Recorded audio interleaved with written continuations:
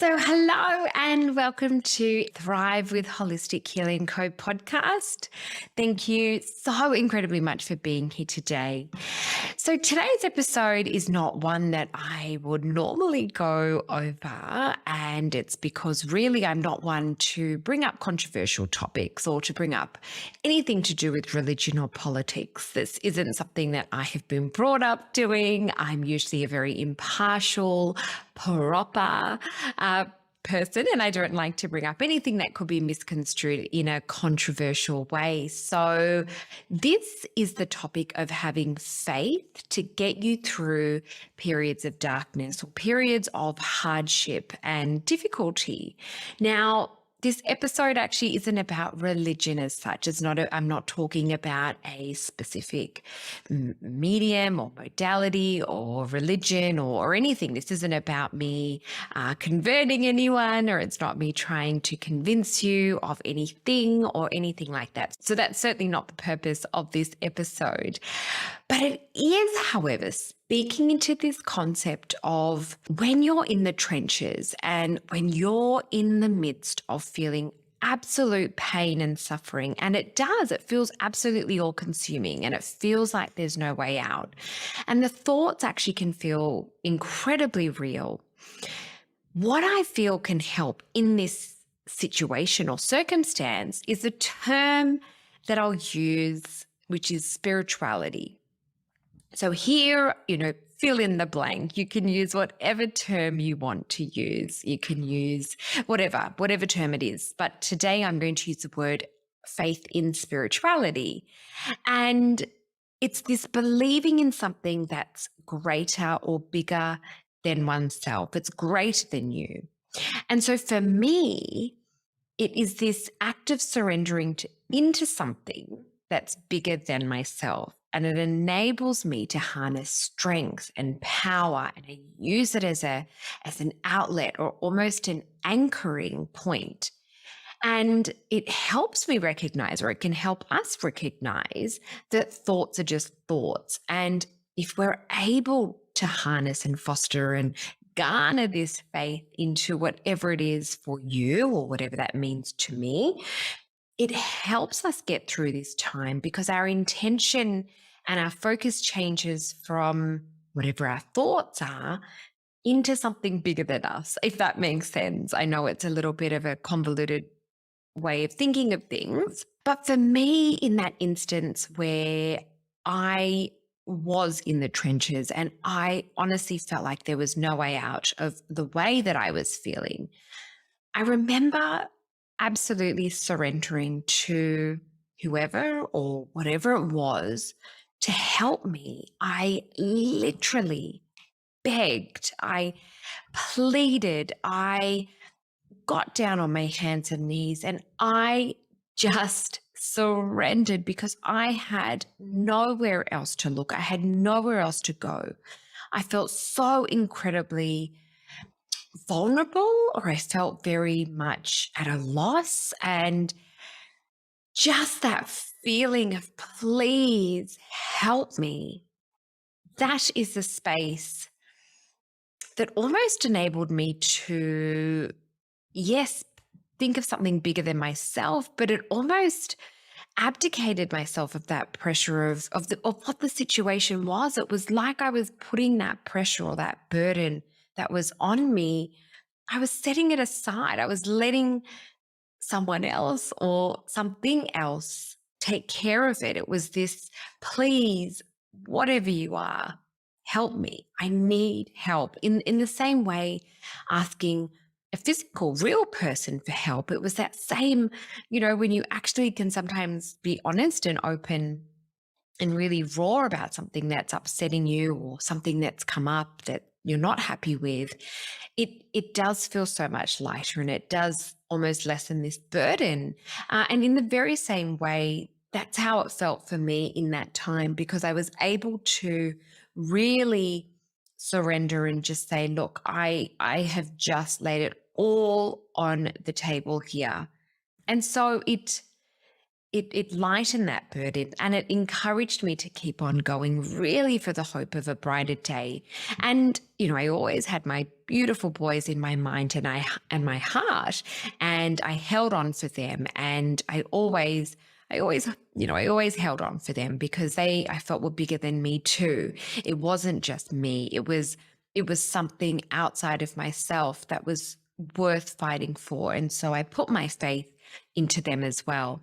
And so it could be surrendering to the power of nature, to all that exists in the world.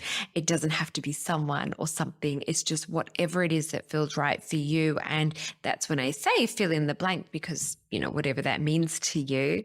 And, I really just feel that anchoring yourself into being in this mindful attention, with this beautiful intention, with this absolute space of being grounded and believing in something that's bigger than us, I really feel is part of the whole process as well. Now, according to NAMI, which is actually a little bit funny because Chandi and all my friends, they call me NAMI, but NAMI is the National Alliance on Mental Illness. And on their website, it does go on to say, so I'm actually going to essentially quote what they're saying. But they're saying on their website that spirituality, quote, can help figure out the greater answer of how they fit into the rest of the world. They also go on to say that it can incorporate healthy practices for the mind and body, which positively influences mental health and emotional well-being. And so these are individuality, mindfulness, unity with surroundings. And so in each of those categories, it goes on into explaining how spirituality can help in each of those aspects. So I'll certainly link that article in the show notes. But for me, it definitely was a huge anchor, and it definitely brought me respite, and it definitely helped in bringing me away from how I was feeling. It enabled me to literally lay all my stuff out there. There was nowhere hiding, I absolutely just, and it's almost like in movies where you watch people just, in their bathroom floor, just, please help me. It's in that moment of feeling powerless that it enables you to almost step back and really gain power somehow. I don't know how exactly it works, but just that moment of feeling powerless ended up giving me power because it gave me the courage and the conviction to keep fighting another day or another week or another month because I believed that there was something bigger than me. So another point in terms of faith and harnessing this power of faith is, for me personally, the use of certain music. Now, I particularly find there's certain tracks and there's certain artists and there's certain music that when I listen to, I actually really gain an emotive side of me that really connects this aspect of faith. So there are, a few particular artists in mind that I'll link in the show notes. And again, these are artists that I resonate with. So they don't necessarily need to resonate with you. And it's not a particular religion or that religious side of things that I'm drawn to. It's that power. I mean, it is that Shakti, that faith, that inner almost goddess feeling that I feel inside when I listen to it that gives me that power and strength. So the one particular artist is Natam Kaur. So she has the most amazing music. Honestly, I listened to her. I listened to throughout my pregnancy with Kayan and during my labor with him. And so even now there's some beautiful songs where even Kayan remembers. He will sing along even though, he really at the time wouldn't or shouldn't have known the actual lyrics, but he knew and he would sing along, and I can feel like he resonates with the music. But her particular voice, her particular music, she uses the use of mantra. She actually very much is into Kundalini yoga. which whilst I don't practice Kundalini yoga, but I completely appreciate just that power and that internal connection that I get when I listen to her. And so for me, that kind of resounds with faith. Now, her religious background is not one that I follow. So for me, it's that connection aspect and that feeling aspect. It's not, for me, faith isn't necessarily a religious path or, a specific religion. It just really is that idea and that notion of connection and that internal feeling that I get. So with her and her beautiful music, my word, I connect with it so incredibly much. So I'll link her in the show notes if that's something that you want to listen to and see whether it has the same connection for you or within you. But that power of music to do that is just incredible. And there's another one who I was listening to his track just really actually just last week again after a really, really long time.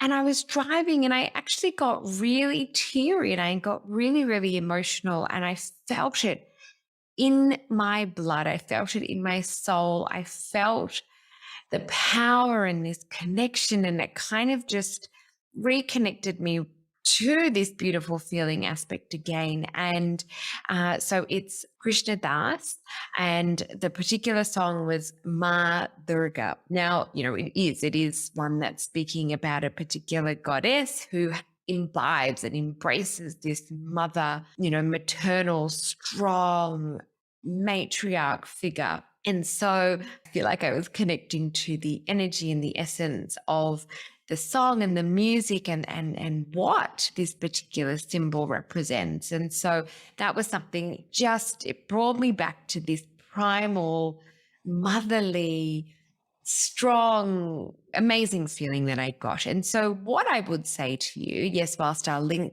these particular artists in the show notes, is for you to draw upon in this time of darkness and need, draw upon particular artists that you resonate with, that your heart connects with, because that connection, that feeling that music brings, and it does, music has that capacity to really, allow you to feel in a beautiful way that science and that logical mind can't really do. And so that's another aspect of faith. And that kind of was something that I wanted to just add on as a last final point, because it is something that you can really connect with. And for me, I kind of do connect, singing and mantras and certain, we call them bhajans in Hindi, where the actual words, when you're doing it, you get that internal feeling. It gives you that internal strength and that power. So do that. Sing in the shower. Pretend like no one's listening. Even if it's opera singing, you could pretend. I often pretend I am an opera singer in the shower.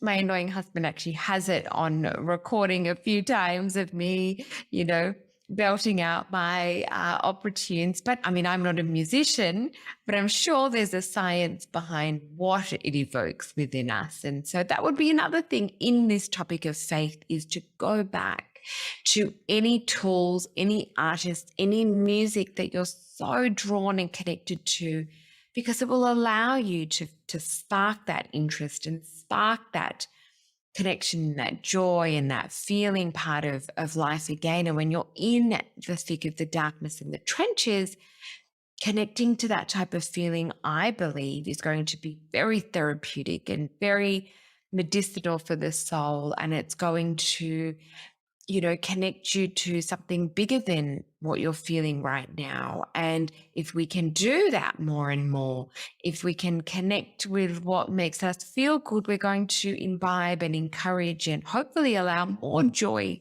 to spark through, and for me, that contrast between illness and wellness was very much this, I describe it as leaving the planet, this switching off, being disconnected, being somewhere else. And coming back was this connecting, reconnecting, being switched on, being, I call it or describe it as I was sparked back to life. And that's what it is. It it kind of allowed those synapses to connect again and brought me back to life. And so I really feel anything that's going to add to this feeling component, add to this feeling aspect, embrace it, listen to it, sing it, dance. It could be dance for you. Put on music and dance it out. Anything that's going to embrace this divine feminine, a feeling of connecting your body, mind, and soul together is going to be beautiful and wonderful. It is. And you may not feel like it. And it may feel foreign and it may feel wrong, or it might feel luxurious, or it might feel inappropriate. I don't know. Fill in the blank of what you might think it feels and looks like or might seem like.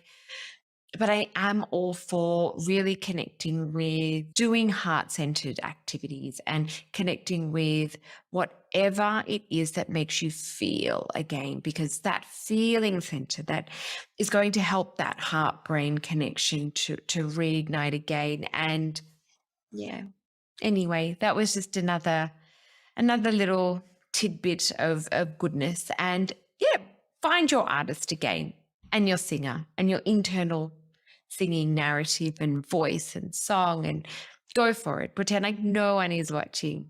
Truly go for it. Anyway, that was a very, very short and sharp episode this week. It's nothing that I wanted to really spend so much time on because I didn't want to get too out of my depth or be too far out of my boundaries. And so it's just simply a suggestion of another tool that may resonate to you and with you. And it's not to be controversial, but it is something that I am mindful that I utilized. It's something that I often draw upon in the moments where I need strength and empowerment. I often use faith as a real beautiful grounding, strengthening tool and resource. And so if that's something that you're resonating with, if it's something that you've practiced in the past, then now's the time that you can actually bring it back to life and re-harness that particular tool. Because when you are in a hard time or there's hardship, now's the time to, I'll say, capitalize on its benefits. But if it is something that you have utilized before, then yeah, absolutely, now would be the time to bring it up and utilize it. It's another tool in your belt. I always say that it's, that's how I liken it to. It's another tool in your belt. It's there. You can use it when you need it. So really the pearl to practice this week is, if you have practiced faith in the past, then I would love to see you do it every day and really reflect after a week's time, after doing it every day of the week, and see how you feel. Do you feel any different than the week before, say, of not doing it? And by doing it consistently on a daily practice, have you noticed a change in how you feel? So it's more a food for thought, something to try, something to practice, and see how you go. But anyhow, thank you so incredibly much for joining me today. And I hope you have an amazing week. And until next time, take care.